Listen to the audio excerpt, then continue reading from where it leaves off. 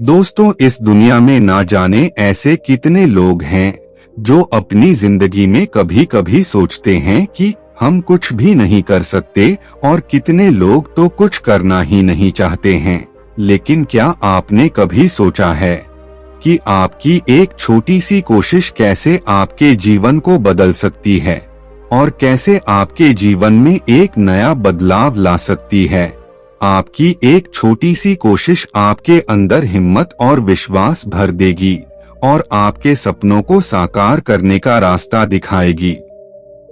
दोस्तों, यह कहानी ऐसे एक राज्य की है जहां एक राजा के छोटे से कदम ने पूरे राज्य को हिला दिया। आज की जो कहानी है, यह आपकी जिंदगी बदलने वाली है। लेकिन इससे पहले कि आप कहानी में खो जाएं, हमारे इस चैनल को सब्सक्राइब करें। एक राज्य के एक छोटे से गांव में एक महात्मा गुरु रहते हैं और उनके हर एक शब्द में जीवन का सत्य छुपा है। उनके जैसा महान व्यक्ति दूर दूर तक कोई भी नहीं है। तुम उनसे जाकर मिलो, राजा ने कहा। ठीक है, आप कह रहे हो तो मैं उनसे जाकर मिलूंगा।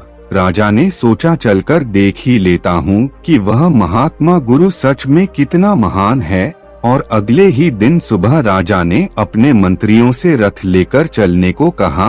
राजा उस महात्मा गुरु से मिलने निकल पड़ा, जो कि एक पहाड़ी के पास एक छोटे से गांव में रहता था। रास्ता बहुत लंबा था। उन्होंने बीच रास्ते में पता किया तो लोगों ने भी महात्मा गुरु की तारीफ की। राजा ने सोचा, सच में कोई बुद्धिमान पढ़ा लिखा व्यक्ति होगा। शाम को जब राजा महात्मा गुरु की झोपड़ी के बाहर पहुंचा, तो राजा ने देखा कि एक मजदूर छोटे से बगीचे में खड़ा काम कर रहा है और उसके पूरे शरीर पर मिट्टी लगी हुई है।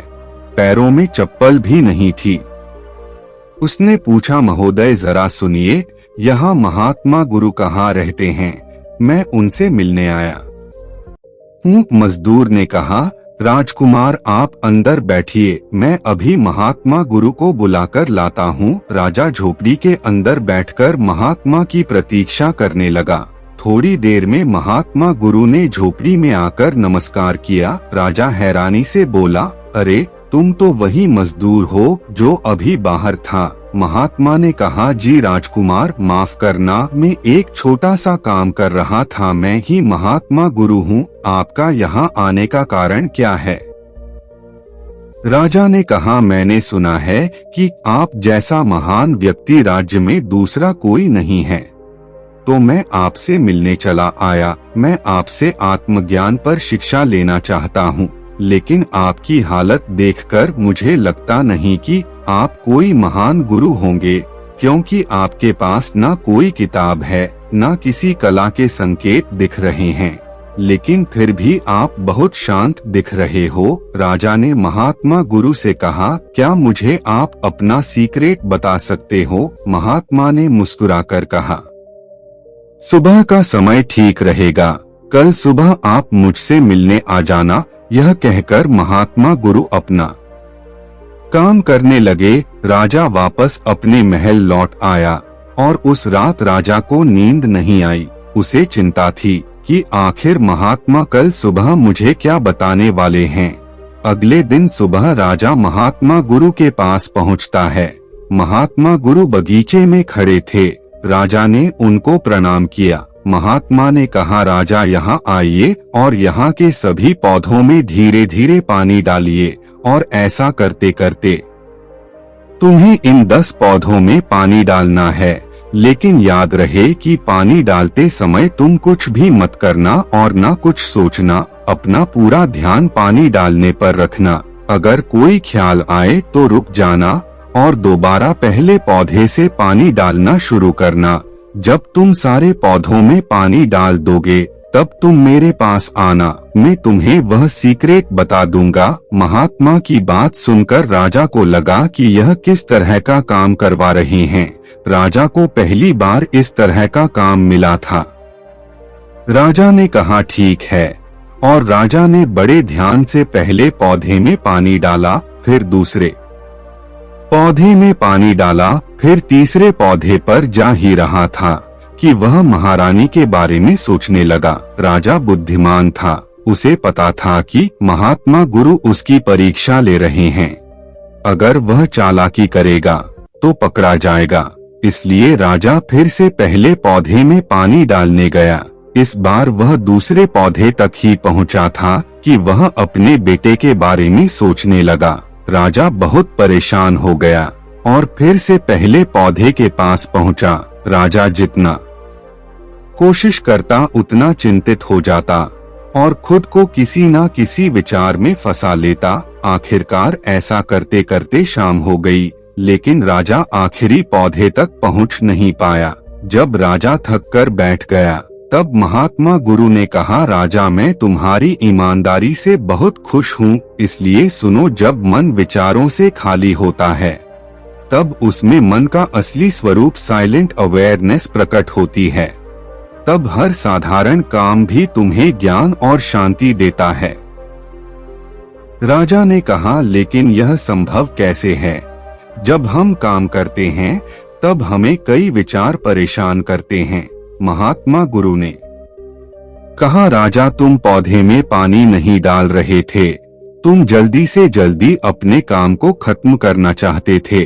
तुम्हें काम खत्म करने की जल्दी थी जिसमें तुम मुझसे बात कर सको, इसलिए तुम्हें यह काम बोझ लग रहा था, जिस कारण तुम इस पल में रुक नहीं पाए। अगर तुम इस पल की कीमत समझकर केवल पौधे और पानी पर ध्यान देते तो तुम्हें कोई विचार परेशान नहीं करते। राजा ने कहा, यह सब तो मैं समझ रहा हूँ, लेकिन इस पल में रहना बहुत कठिन है। क्या मुझे इसके लिए अकेले रहकर तपस्या करनी पड़ेगी? महात्मा कहते हैं कि शांत मन तो पहले से ही मौजूद होता है, इसके लिए कहीं जंगल जाने की जरूरत नहीं है। सबसे पहले अपनी सांस पर ध्यान देना सीखो, तब आपको पता चलेगा कि शांति तो सांस के साथ ही बनी हुई है। उसके बाद काम करते करते सांस पर ध्यान बनाए रखो। तुम बोलते, चलते, सोचते हुए भी अपनी सांस पर ध्यान दे सकते हो। जब आप ऐसा करते हो तो बिखरा हुआ मन सिमट लगता है और एकाग्र ऑन पॉइंट हो जाता है। ऑन पॉइंट माइंड से जब कोई काम किया जाता है तो उस मन में केवल वही काम रिफ्लेक्ट होते हैं। जब ऐसा होता है तो और कर्म एक हो जाते हैं और साइलेंट अवेयरनेस जो पहले से बनी हुई थी वह प्रकट हो जाती है। तुम इसे आत्मज्ञान आनंद % मूवमेंट, इसे जो चाहे नाम दो, यह आसानी से प्राप्त हो जाती है। महात्मा गुरु कहते हैं कि जो मन मुश्किल को रिजेक्ट नहीं करता, जो मन परेशानी से दूर नहीं भागता, वह केवल सचेत रहता है। वह मन हर परेशानी को पार कर जाता है।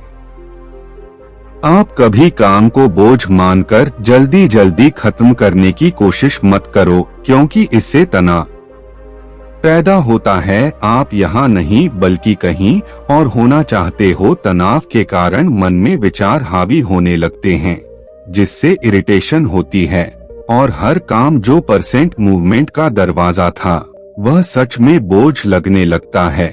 इसकी जगह काम शुरू करने से पहले अपना ध्यान सांस पर ले आओ और फिर काम के दौरान भी ऐसा करो। सांस का ध्यान काम के ध्यान में बदल जाएगा और कठिनाई डिस्टरबेंस आते हुए भी आपको छू नहीं पाएगा और आप जो भी काम करोगे उसमें आपका ध्यान लगा रहेगा।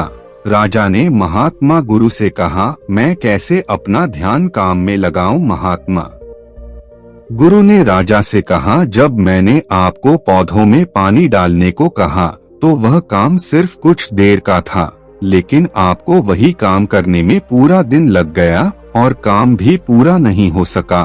ठीक वैसे ही यदि आप अपना ध्यान केवल पौधों पर रखते तो वह बहुत आसान काम हो जाता।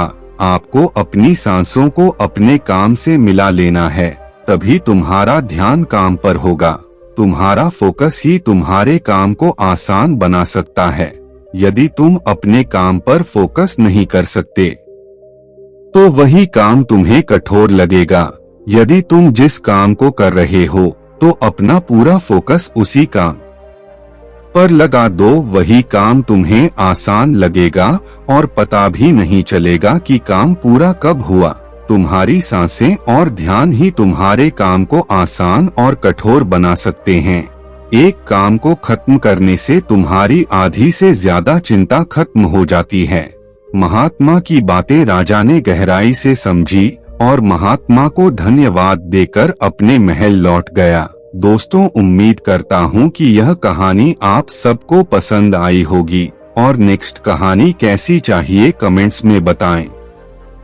बाकी वीडियो को लाइक करें और अपने दोस्तों के साथ शेयर करें और ऐसे ही मोटिवेशनल कहानी देखने के लिए बी ऑलवेज इंस्पायर्ड को सब्सक्राइब करो। तो मिलते हैं अगले वीडियो में, तब तक के लिए अपना ख्याल रखिए। धन्यवाद।